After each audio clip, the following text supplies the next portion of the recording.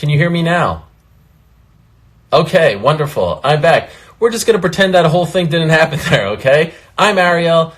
I cover mixed martial arts and other things for ESPN. I hope everyone is doing well. I hope everyone is happy and healthy and positive. We're going to be joined by a very special guest in a matter of seconds. I saw her earlier, and I'll just ask her to join us. She is the man. She is the best professional wrestler on the planet. She is the GOAT. She is the Raw Women's Champion, and she is going to be a part of WrestleMania 36 coming up in a little over a week. Let's go live now with the pride of Limerick, the pride of Ireland. There she is. What's up? The man. How are you, Becky?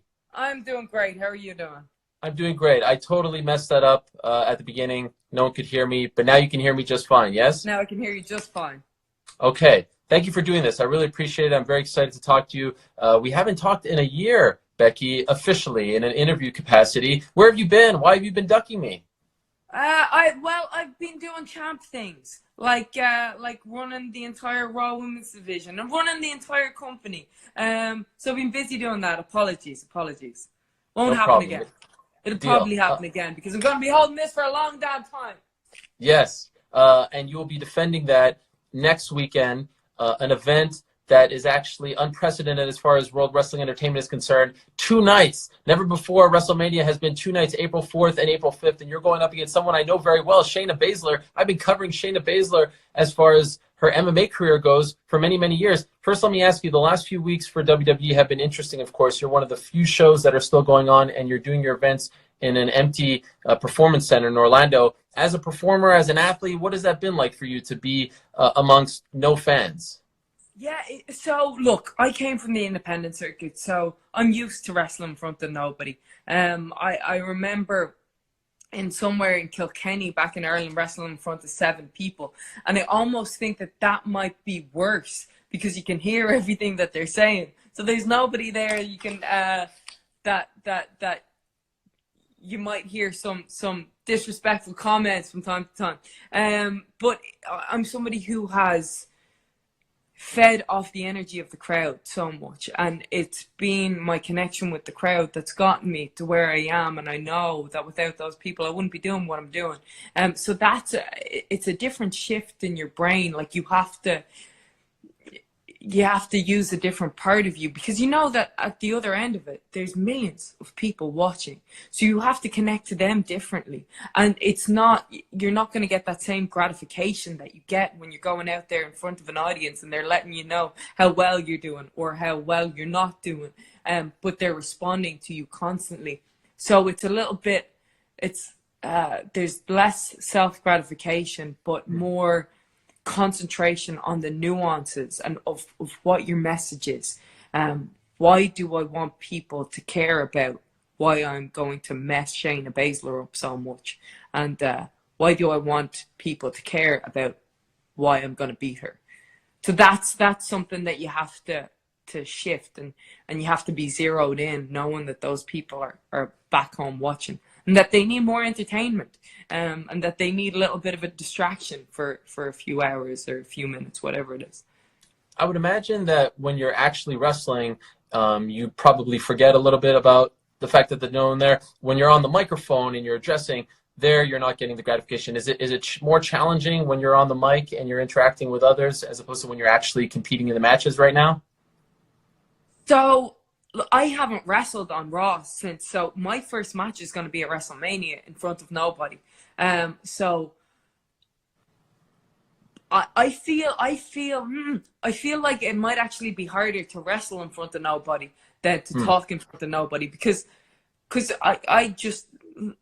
I'm a talker, you know, and I'm telling my message and I'm telling my story, and I'm saying all the reasons that I don't like her, and that's a little rant that I can go on a rant all I like about the reasons that I want to beat Shayna Baszler, and I can do that in a vacuum. I don't necessarily need people there. If they're there, then that's wonderful and I love it, especially if they let me know that I'm doing all right. But when they're not there, I still know that they're listening, and that they need to hear the story, and they need all those little nuances. They need to see them. I think wrestling is going to be a different kettle of fish because it's a different adrenaline, right? Like, I worry that it could feel like you're going out there sparring. You know what I mean? Like when people Yeah. go out there and they spar, but instead they have to put on a fight. I don't think I'm going to feel like that, because I think this means so much to me. Defeating Shayna Baszler, I know a lot of people don't think that I can. I know she doesn't think that I can. I'm not underestimating her, but I know she's underestimating me. And to hold this for a year, and for WrestleMania to have been so different last year than it is this year, it will be a huge victory for me to walk out still Raw Women's Champion. Now, like I said, this is happening on two separate nights, April 4th and April 5th. Never been done before. Could you tell us, are you allowed to tell us which night your match will be airing on? I'm pretty certain that it is on the first night. That it's Okay, on so Saturday. Saturday. I believe that it's on the Saturday. Okay. Just less than 2 weeks ago, when this all really started, you were at the Performance Center with Stone Cold Steve Austin on 316 Day. And, you kind of, have that moment where you get to, do the beer thing with him and all that. When you have those moments, and maybe it's all kind of old hat for you, but I'm wondering, because you grew up a fan and you had these big dreams and we spoke about your struggles and all that. Do you have a moment there, like when you're talking to yourself and you're like, this is me and Stone Cold, like arguably one of the biggest names in the history of this business, and we're doing the beer thing. Like, I'm the one who's chosen to be there with him and do this. Do you ever have those out-of-body experiences where you're like, wow, look how far I've come? All the time. All the time. I don't think it's ever lost on me. Just the interactions I've gotten to have, and the things that I've gotten to do, and the people that I get to do them with. It's so sometimes you're always going. You don't get to sit back and think, okay, I came from wrestling in front of 7 people. Now I've main evented in front of 90,000 people, because the next day we have to film Raw, right? I remember having main evented WrestleMania. I got back to my room at 3 and I was up at 5 to go do media, and Wow. then on to Raw straight onto Raw the next day. So that it never really I never really absorbed how I was feeling about all of it. But now I have to stop, right? Like, it all has to stop. And you get to sit there and be by yourself and think about the things that that you wanted when you were younger, the things that that you dreamed about, the things that have now happened, and things that you didn't even think would be possible have happened. And that's really humbling, and makes you feel real grateful.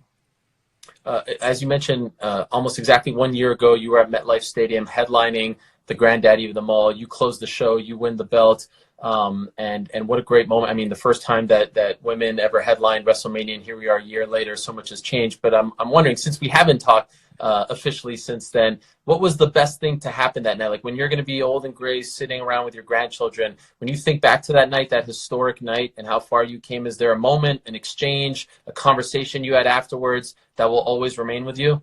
I remember looking out in the crowd and seeing my dad in the front row and my brother. And so I actually, there's 2 things. So my brother's the reason that I got into wrestling in the first place. He was the one who watched it. He's the one who discovered that they were opening a wrestling school in Ireland. And that's the reason that I went down. And I remember just before the match, just before the bell rang, I looked over at him and he winked at me. And I was like, okay, this is on. And it was just, it just hit me right in the feels. And then afterwards, getting to my dad afterwards, because before WrestleMania happened, I found out that he'd been diagnosed with lung cancer, and one, I didn't think that he was going to make it to Mania, and to make it over there, and 2, we didn't think that it was curable. Good news is that it's completely gone. Wow. Yeah. Like, there's been some.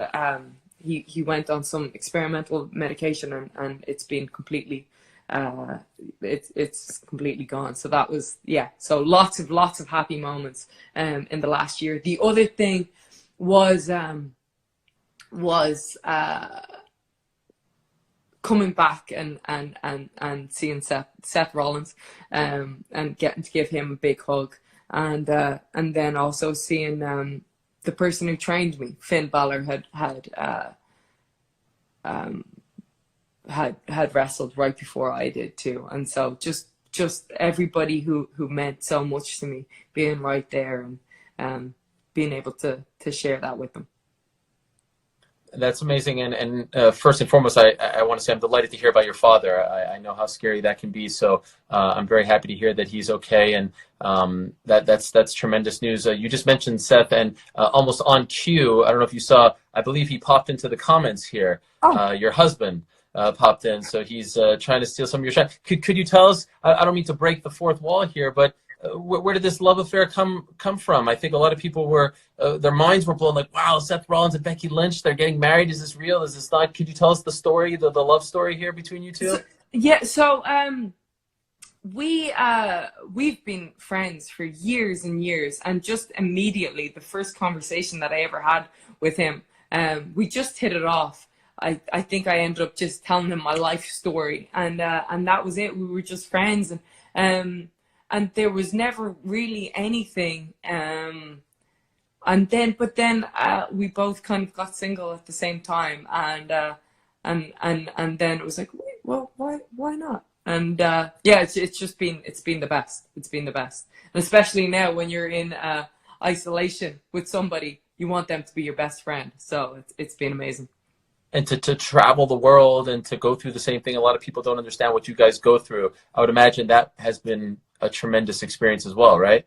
Yeah, because you always have somebody, because this industry is it's so tough, and it's so hard to understand if you're not in it. And I think we were both opposed to being with anybody in this industry, but it really has been incredible to be able to share those highs and of course those lows with somebody who understands it. And sometimes when you're not able to clear through the weeds, somebody who's been there and knows it so well, and they can, say something, and you can just see things differently. It's pretty great. Now, I've asked a lot of fighters about this, and I'm curious what your perspective is. When you win the belt, when you're on top, it's a lot different when you're the challenger, right? When you're the hunted, it's different than when you're the hunter, so to speak. For you this past year, I mean, you can make the argument that you were on top before WrestleMania of last year and whatnot, but to have this sustained growth and to be on top since last year's WrestleMania, to be the champion, all that stuff. How is it different for you? Like, is there a pressure that comes with that? Is it at times immense, heavy? Is the head that wears the crown, is the famous saying? Like, do you feel different when you're the hunted as opposed to the hunter? What's that pressure like? Yeah, it is. It is a whole different pressure, because where do you go after you've main evented WrestleMania? And now your job is, you're not the underdog. And I spent my whole career being the underdog, the one who was almost there but never really could win the big one. And now I've been winning all the big ones. But then you also have to prove that it's not a flash in the pan, that I can carry this, that I can make people care no matter who the opponent is. And that is a completely different pressure. A pressure you don't feel when you're going for it. And it is one of those things that you're a hero in the chase and you're a villain in the victory a lot of the times, because everybody wants to root for you when you're going for it. And then sometimes when you get it, and then you get a lot of it, then it's like, okay, she's had enough of that. Let's give it on to somebody else. So you have to constantly be shifting and changing. Like, okay, how can I get people to care? Why is this match different? Why is this opponent different? How can I make this more engaging than the last story? And it's all just about adaptation, really. We're speaking to Becky Lynch, the Raw Women's Champion, who will be defending her title next Saturday or Sunday at WrestleMania 36, 2 nights, huge deal. Rob Gronkowski is the host of the whole shebang. And by the way, yes, WrestleMania 35 that you headlined, that we were just talking about, is going to air on ESPN next Sunday. WrestleMania 32, which you were a part of, is airing this Sunday on ESPN. So that's really cool to see ESPN and WWE coming together. Last year, you went up against Ronda Rousey, of course. Now you're up against her protege, if you will, Shayna Baszler. Honestly now, who's the better pro wrestler, Shayna or Ronda? Who took to it better in your opinion? But isn't it interesting that you said her protege, right? Because wasn't Shayna in MMA long before Ronda came along? right? But then, so this is something I can relate to with Shayna. So Shayna was in MMA long before Ronda came along, but then Ronda came in and got all the glory. And then Shayna was on the independents, busting her ass. She made it to NXT. She was the longest combined reigning NXT women's champion. But then Ronda came in and got the main event of WrestleMania. I can relate to being in somebody's shadow and wanting to bust through and wanting to prove something to yourself and to everybody. And I feel like that's why Shayna is going to be so dangerous against me. I feel like she's looking to prove something to herself and to everybody, like I did. I've been in that shadow and I busted through, and it worked out really well for me. So I think she's going to be trying to do the exact same thing, but she picked the wrong champ to do that on. I'd be remiss if I don't ask you about another famous Irish athlete, Conor McGregor. You predicted his victory almost to the round and the minute when I asked you about it right before the fight. Did you see his fight against Donald Cerrone? And if so, what did you think about it? Oh, of course. Yeah. I thought it was, I was actually around, I think I was around, I said the second round. Yes. Just because I thought that he would take more of his time, but no, he didn't need it.